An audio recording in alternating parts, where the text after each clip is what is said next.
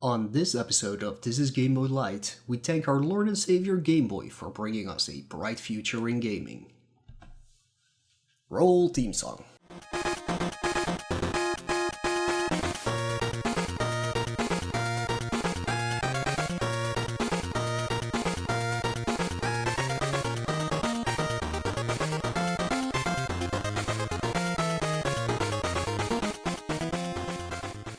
Hello everybody and welcome back to a brand new episode of This is Game Boy Lite, the little in-between episodes between our normal planned episodes, where we dive into a subject that is, of course, tightly related to Game Boy or anything else that we want to talk about.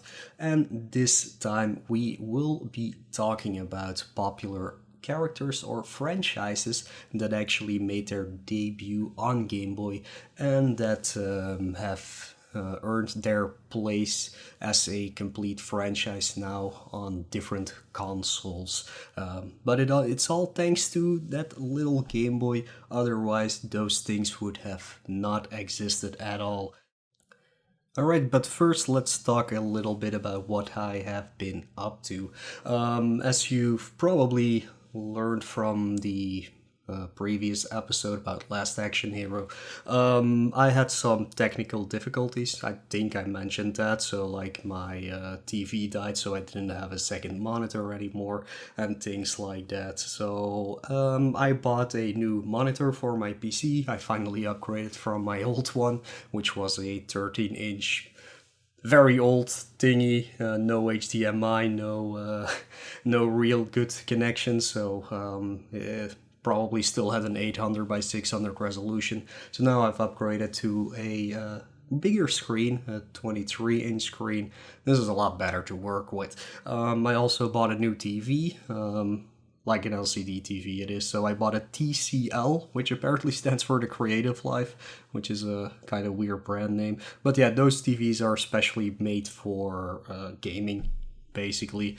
They mostly come out as 60 hertz refresh rate televisions. Mine has like 100 maximum even. So it's it's quite a thing. It's also a very large TV. It's 41 or 43 inches, which basically takes up 75% of my desk space. So I don't have any more room to place anything else. But yeah, it's an amazing TV so far. Let's hope it just doesn't break like everything I buy.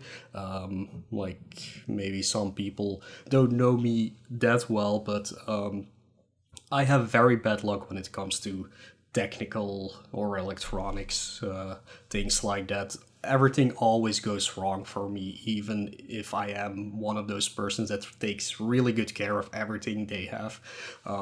Like I clean everything. I don't do crazy stuff with it. Well, I don't know what it would be like. I was gonna say throw it around the room or something, but yeah, you know what I mean. I like really take very good care of all of my stuff. But things just tend to break for me anyways in a much higher rate than it would be for any other person. So whatever, like, hey, I have a job. That's why we earn money, to spend it anyways.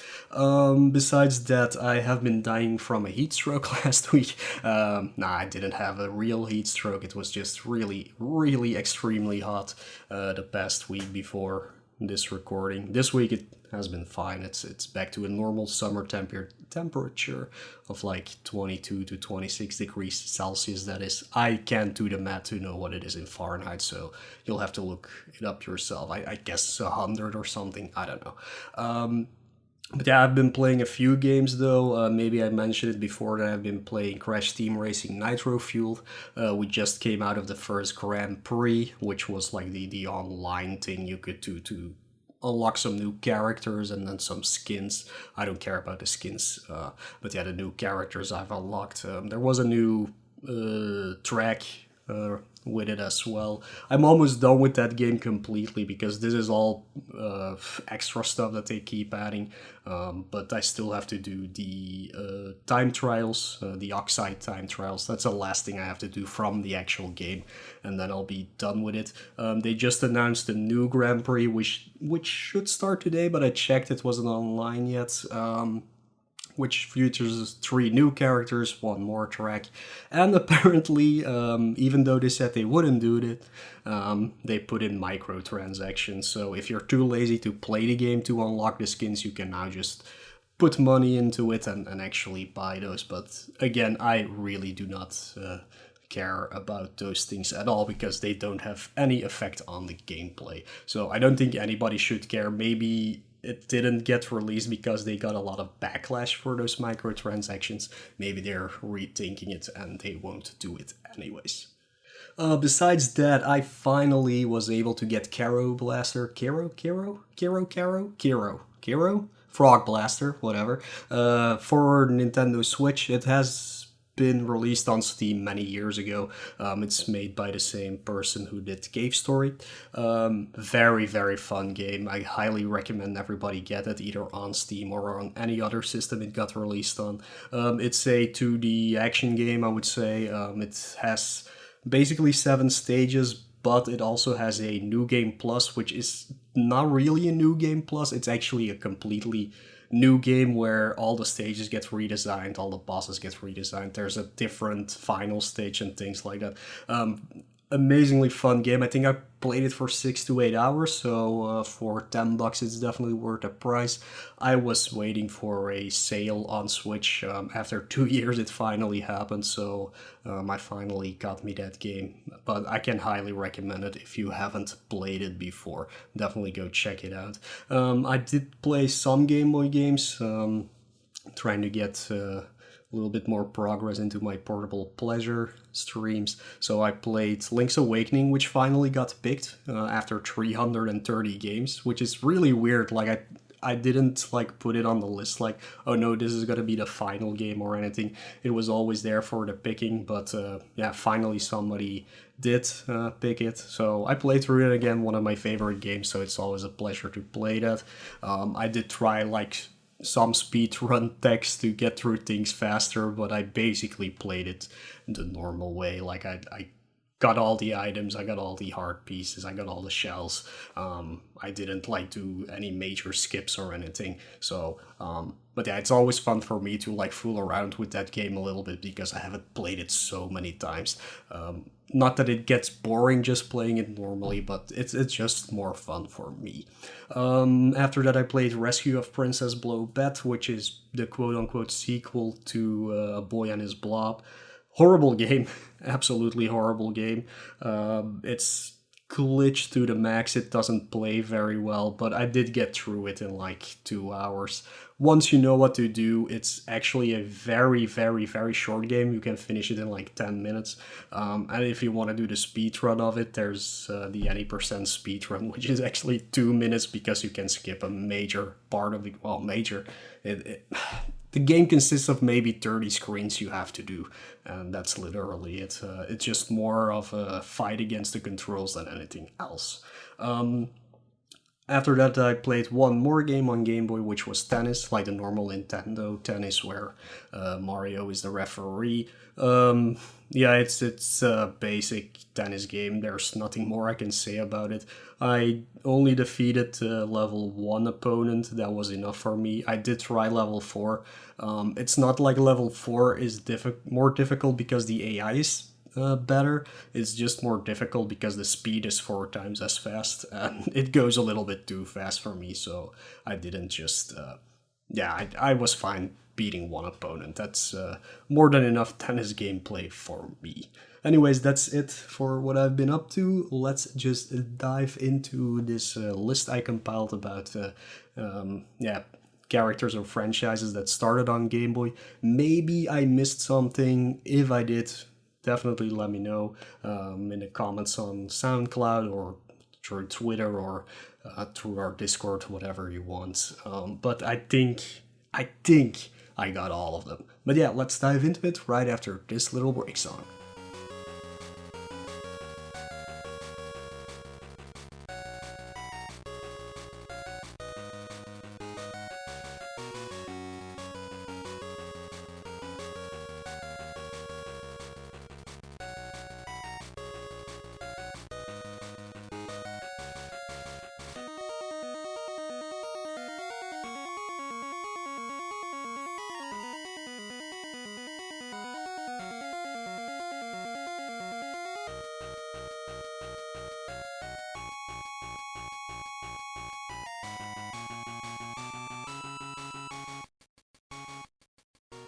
Okay, hope you enjoyed that little song from Battle Dodgeball, game that only came out in Japan. Check it out, it's fun, but it does drag on for way too long if you're trying to beat the tournament mode, I guess it's called. Whatever, but I had fun playing that. But yeah, let's see which characters or franchises started on Game Boy. I compiled a list of five things for this first part and five things for the latter part, so 10 in total that I found. And let's start with probably the most obvious one, of course, which is Kirby. As everybody knows, Kirby's Dream Land was the very first game that got released with Kirby as a character.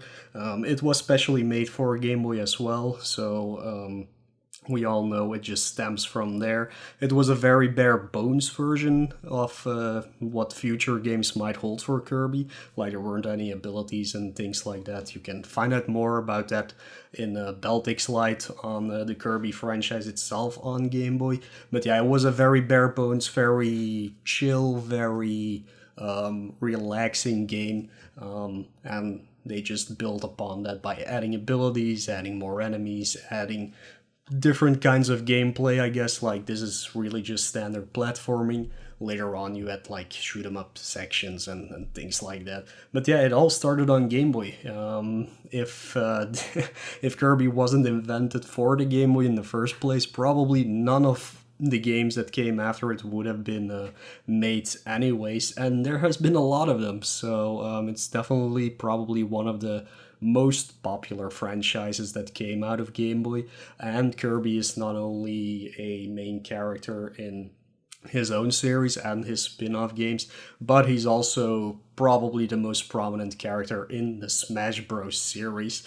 And if I remember correctly, I think the idea from Smash Bros. Also kinda came from Kirby. Like, you can see that Kirby is the most quote-unquote developed character in the Smash series franchise, because he's basically the main protagonist in the newest one, which is Ultimate. I don't remember the name. I have it, but I don't remember the name. Like, he was the only survivor, so he had to go save everything. And he's probably also my favorite character in Smash Bros. Like, I don't really play it very much.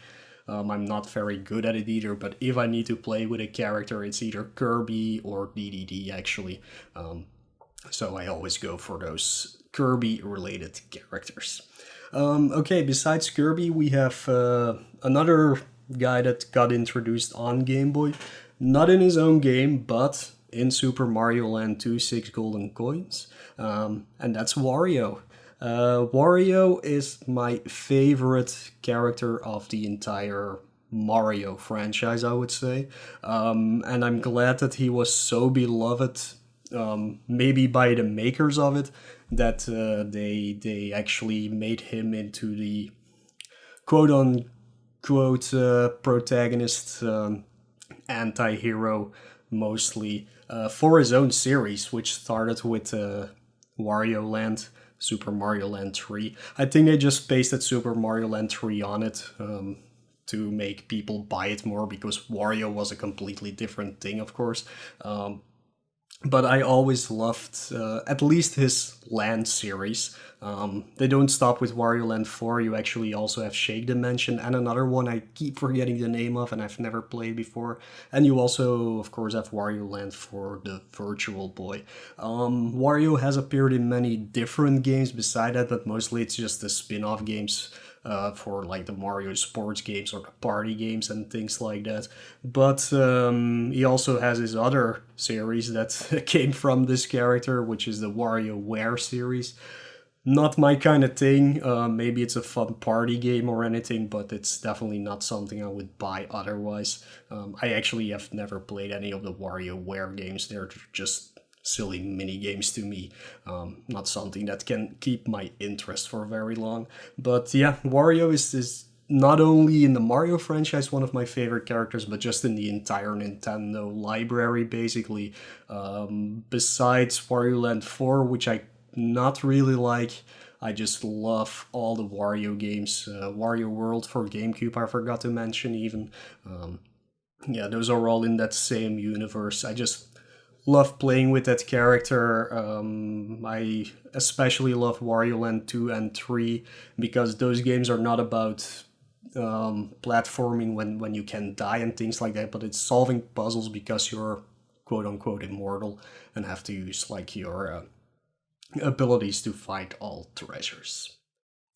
And speaking of Mario characters, there's another character that got introduced on Game Boy, and that is, I think, Princess Daisy. I just call her Daisy, but she's another character that stemmed from the Game Boy, from Super Mario Land 1, as the person you had to save.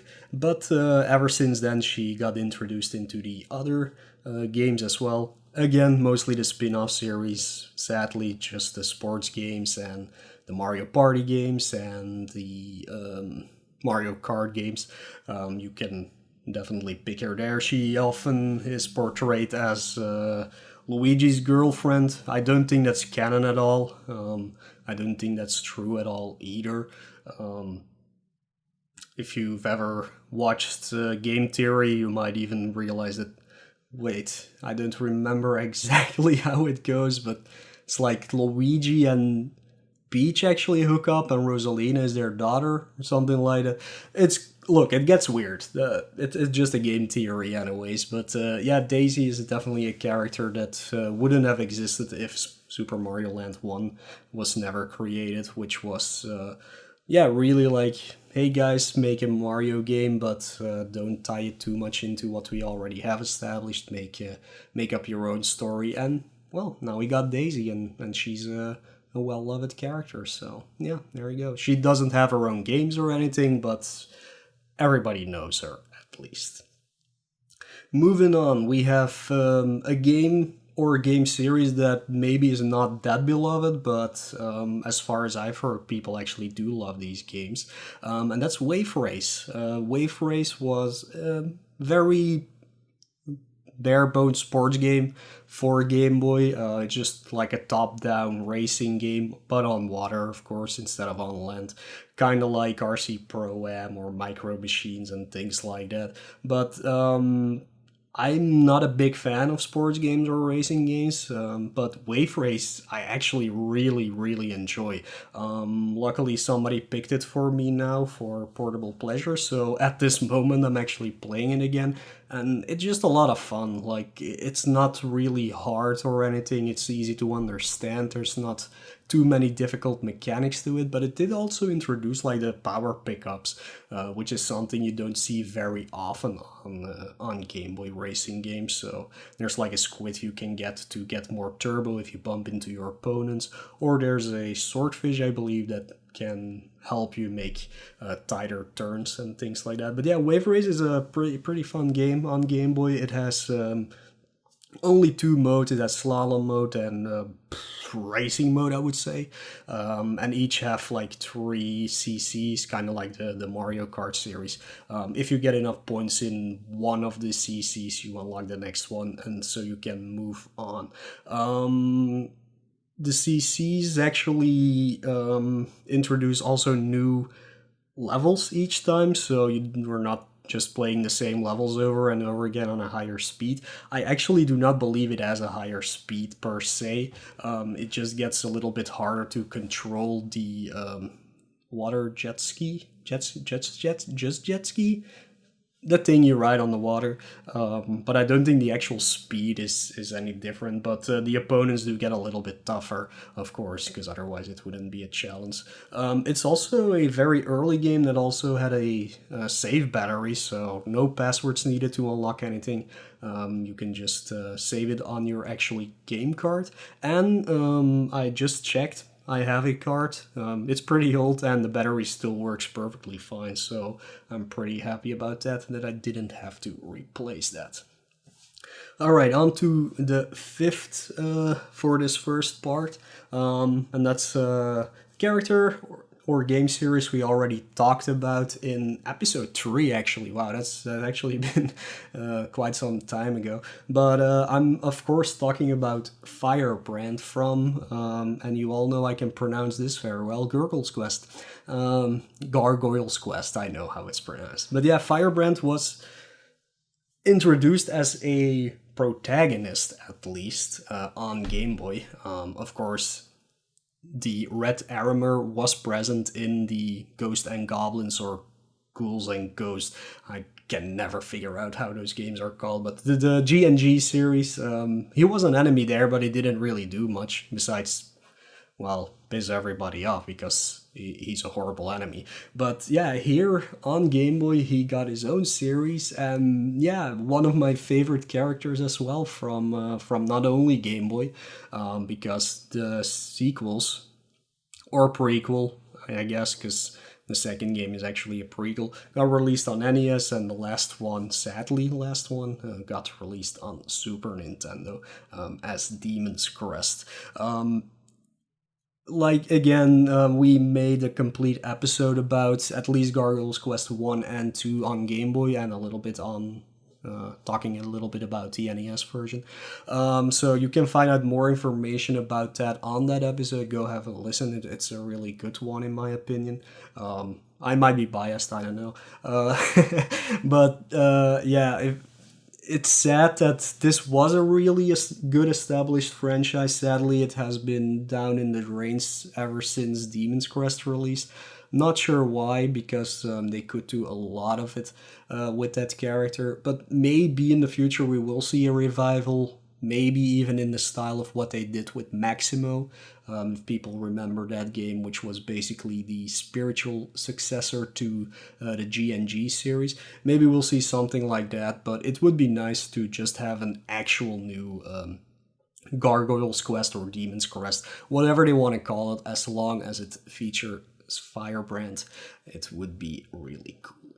Alright, that's the first part of this little list. Have a quick listen to this lovely song that's coming up, and then we'll be back for some more games or characters.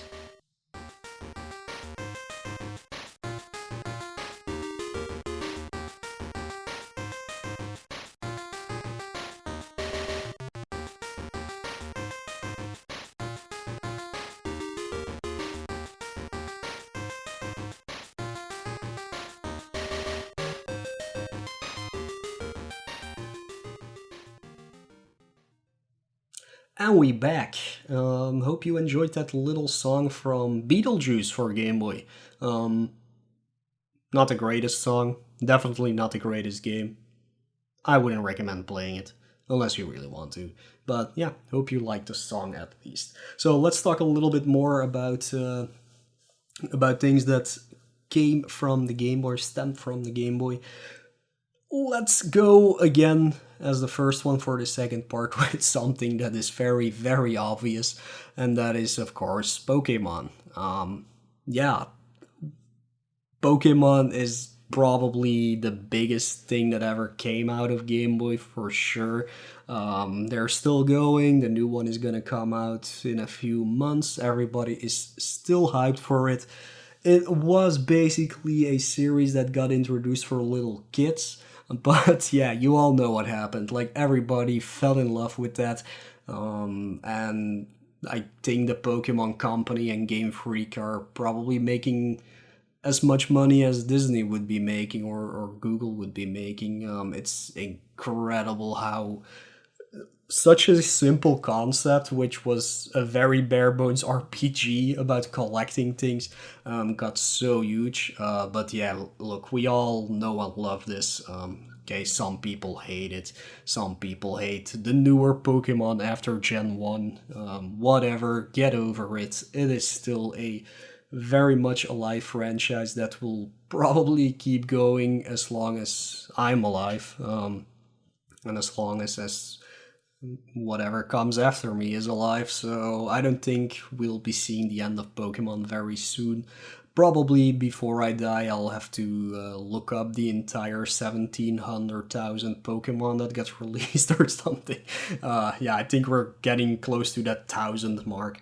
It's crazy that they keep making more and more designs. Incredible series, for sure. Some games good, some games not so good.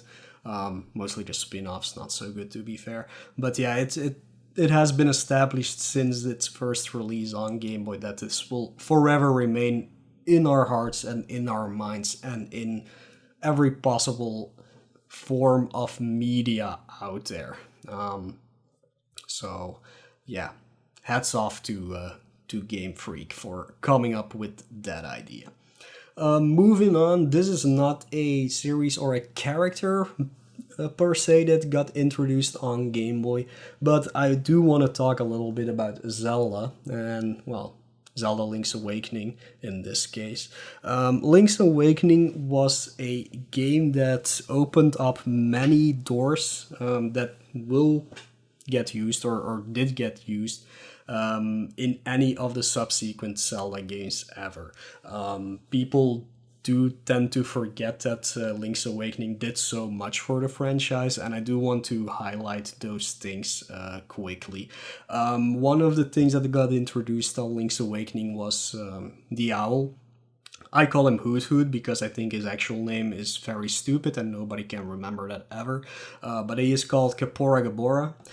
But yeah, let's just go with Hoot Hoot, which is also a Pokemon, by the way. But yeah, he got introduced in that game, and then in many, many other games that came after it, he has been a very well-established character, kind of like your guiding light throughout the games. But yeah, the first time he showed up was in Link's Awakening. The same goes actually for Marin and Terran. Again, they showed up for the very first time in Link's Awakening, and they did get reused for many of the other games as characters that keep reappearing every time in different timelines and things like that. So you have to thank Link's Awakening for that as well, or you can hate Link's Awakening for it if you do not like those characters at all. And the third thing that at least I can remember that got introduced during Link's Awakening's release was the trading sequence. That was something that was not seen yet in any other games. There are, like, kind of with the mushroom and things like that in Link to the Past. It was like a little trading sequence, but it was just one item for the other thing. This was like a quest that basically spanned the entire game, and that is something they start doing in other Zeldas after it as well. So yeah, keep that in mind. I'm sure I missed a few things that got introduced actually. Maybe even the jumping mechanic with the use of an item, of course, was something that wasn't seen before in a Zelda game. Later that was just like a thing that happened automatically if you go over a ledge. But yeah, Link's Awakening, if you play that game, you can see where a lot of things that got used later actually took form for the very first time. Maybe even the ocarina, but the ocarina was also half present in Link to the Past, but in a different form than it got used into this game. So yeah, definitely, if you haven't played Link's Awakening yet, definitely do, and you can see that a lot of things first got introduced there for the entire franchise. Moving on more, again, maybe not the entire franchise or character got introduced on Game Boy, but the Mega Man World games on Game Boy actually did introduce a few things that got reused during other games. Most notable, actually, the robot killers, which were enemies created especially for Game Boy. If you don't know the Mega Man World series, it's basically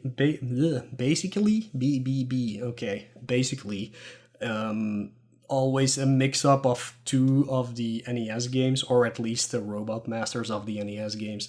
The stages are kind of similar, but are also a little bit different, of course, to make it not the same game at all. But they also had unique Robot Masters called the Robot Killers. You got Anchor, you got Punk, you got Blade. You kinda have Quint, but we try to pretend that he doesn't exist. He's not really a robot killer anyways. He's basically the future version of Mega Man who got brainwashed by Wily, who made a time machine and went into the future. So actually it would have been Mega Man X that he brainwashed, but that wouldn't even make more sense. So let's just skip Quint completely. He doesn't exist, but Anchor, Punk, and Blade definitely got introduced into the DLCs, at least, of Mega Man 10 or 9, one of the two. And maybe they also make an appearance in 11 some way or another. But yeah, Mega Man World is basically a side story to the actual franchise, but it is kind of cool that they use those kind of, original characters to put them into the main games as well. So those are really cool fights as well in Mega Man 9 or 10. So definitely check that out if you haven't yet. But if you're wondering who those robots were, they come from the Game Boy games. Another character that appeared in Rockman World 5 was Tango, which is the cat helper. Tango sadly only really appears in that game. Apparently it also appears in Rockman and Forte Mirai Kara no Shushensha as a weapon, which apparently is the Wonder Swan game for Mega Man. I did not know that existed, but apparently that's a thing. I also said apparently like 5 times in the past minute, so that's a new record. You can also see Tango sleeping on a computer in a shop if you play as Proto Man in Mega Man 10. And he's also a data disc in Mega Man and Base or Rockman and 40 on Super Nintendo or Game Boy Advance. So Tango only appears as a cameo, really. He's completely useless in the Game Boy version as well, sadly. But it is a very fun character. It's like a green cat. It's very cute. It's really cool. And I think in the comics, Tango might appear a lot more, of course. So those are cool characters that got introduced just for Game Boy, that already were part of a franchise that existed, but they did use them more in the future. Okay, moving on. I have 2 more left, and these 2 are kind of similar. First off, we got the Saga franchise, which is not known as Saga around here, at least, not for Western audiences. Saga is basically what we know as Final Fantasy Legend, Final Fantasy Legend 2, Final Fantasy Legend 3 on Game Boy. But yeah, in Japan it was released as Saga. I'm not a big fan of Saga, to be perfectly honest. It's an open world RPG, basically, where you create your own characters, at least in the Game Boy ones, you create your own characters any way you like it. And that's something I don't like, really, when playing RPGs. I'd rather have set characters with set jobs and set abilities, and not just something I can do whatever with, because then I get confused because I want everything, and that never works like that. But yeah, the Saga series stemmed from Final Fantasy Legend, which was basically just Square Enix saying, hey, well, Square back in those days saying, hey, make a Final Fantasy game, and the creator was like, nah, I don't want to, I'm just gonna make an RPG that is kind of similar, but not really. And that's where it completely stems from. Since then it has had a lot of games, so the first 3 came out on Game Boy, but after that we also got Romancing Saga on Super Famicom, apparently. Also on Super Nintendo. It did come out in North America. Got Romancing Saga 2, Romancing Saga 3, Saga Frontier, Frontier 2, a limited saga, a remake of Romancing Saga, and so on and so on. So the last game came out in 2016, so it's still something that is very popular, mostly in Japan, as far as I know. But yeah, this is definitely a franchise that just came from an idea for a Game Boy game and then just established itself in the whole RPG world. So yeah. And speaking of Final Fantasy Legends, there was another franchise that started on Game Boy, mostly known as Final Fantasy Adventure or Mystic Quest in Europe. But in Japan, it was actually Seiken Densetsu, and if you don't know what that is basically the Mana series. everybody knows the Mana series, mostly from the Super Nintendo game Secret of Mana, which everybody thought was the first in the series, but nope, you are wrong, it is actually the second in the series, because that is Seiken Densetsu 2. Seiken Densetsu 3 was later released in Japan only for the Super Nintendo as well, or the Super Famicom in that case. But now we do get that release with all of them.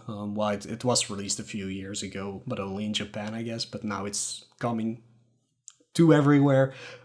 My copy is ordered for sure. But yeah, so Mana started on Game Boy, which is really cool because it is a very beloved series as well. Let me see how many games there have been. So you got Final Fantasy Adventure, of course, where it all started. You got Secret of Mana, Trials of Mana, that is Seiken Densetsu 3. Then you got Dawn of Mana, which is apparently Seiken Densetsu 4. Okay. You got Legend of Mana, which is basically... isn't that... Wait... Legend of... No, I don't know what Legend of Mana is, but you got Legend of Mana, you got Children of Mana, Friends of Mana, Heroes of Mana, Circle of Mana, Rise of Mana. You also got a lot of remakes, well, a lot, just two apparently. You got Sword of Mana, which is a remake for Final Fantasy Adventure, which came out on Game Boy Advance. It's okay, it's not the best remake of it, but it's a fun game. But you also got Adventures of Mana, which is actually the better remake of Final Fantasy Adventure, but sadly it only came out on Android and iOS and PlayStation Vita. And yeah, Vita, who in the world owns a Vita besides Japanese people? Nobody, so nobody has played that. Sadly, that version will not be on the collection. It's the actual Game Boy version, which is cool, by the way. I totally approve of that. But it would have been cool if Adventures of Mana would have been on it as well, for sure. But yeah, that's pretty much all that I found that first started on Game Boy. Like I said before, if you have any other characters or franchises that come to mind that actually made their debut on our little beloved handheld, let me know. Maybe I'll do a follow-up episode, or even, I don't know, like a little segment in between our other episodes to fill in the blanks a little bit. But that's all I could find. Yeah, hope you think a little bit about this. Maybe you didn't realize most of these series came from Game Boy in the first place. But yeah, I hope you enjoyed this. After a break, I'll be back with some listener questions and, of course, the outro to send you off to the next episode.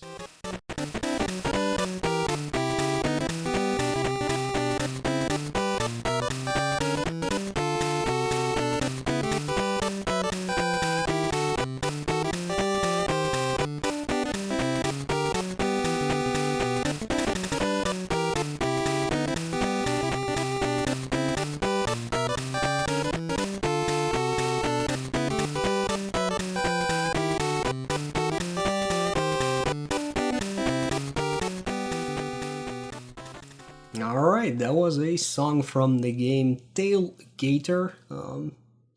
I think we should do an episode about that game in the future for sure. It's a game that not that many people know, and it's really great, as you can tell from the music, most likely. First, let's dive into some listener questions. There's not really any real questions, but my co-host Baltic said, why is Nestor only in the Virtual Boy and not Game Boy? In which I replied, who is Nestor? I literally have no idea who that is, so I can't really answer that question.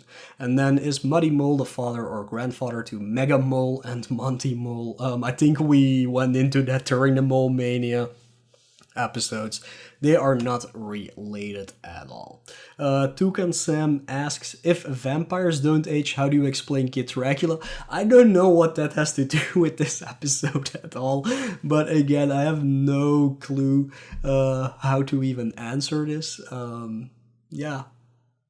I guess it's like the Muppet Babies and things like that. Like, do Muppets age? I don't think they do either, but apparently they do, because otherwise they wouldn't have Muppet Babies. So yeah, go watch Muppet Babies. That's my answer to that question.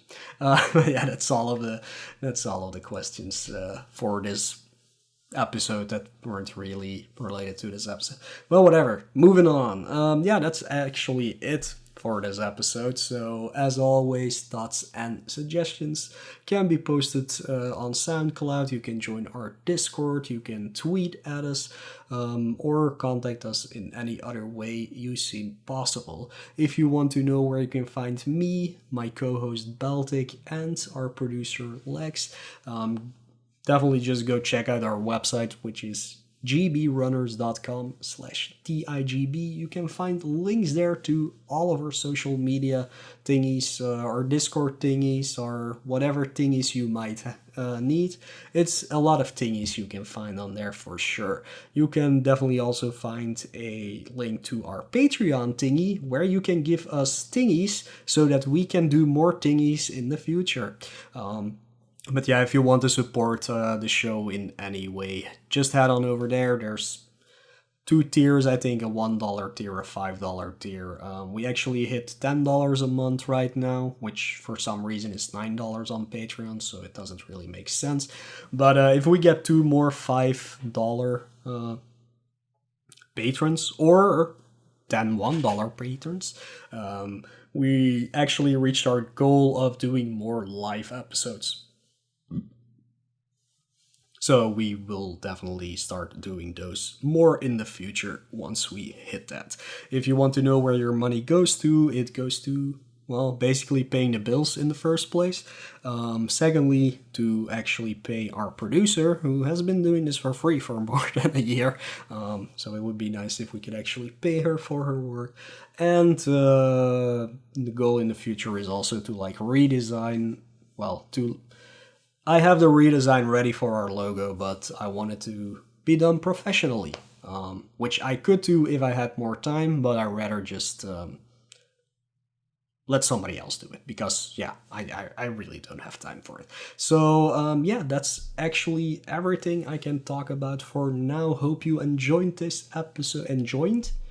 Hope you enjoyed this episode, and you will see me, or hear me and Baltic next time for our episode about the Spider-Man games on Game Boy. Later, man.